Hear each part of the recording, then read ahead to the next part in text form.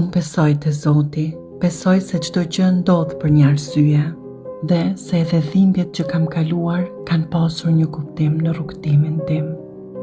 Ndoshta jo gjithmonë e kuptoj pse, por besoj se asgjë nuk ka qenë e kotë.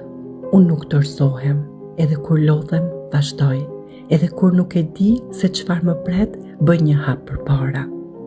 Sepse kam mësuar se jeta nuk kërkon që të jesh gjithmonë e fortë, kërkon vetëm të mos heqësh dorë nga vetja.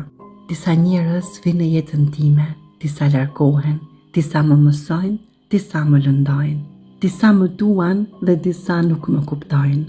Dhe kjo është në rregull, nuk do të ndjek askënd që zgjedh të largohet, nuk do të humbas veten vetëm për të mbajtur dikë pranë, sepse gjën më të rëndësishme e kam mësuar, mund të humbas njerëz, mund të humbas kohë, mund të humbas mundësi, por veten time nuk do ta humbas më kurrë.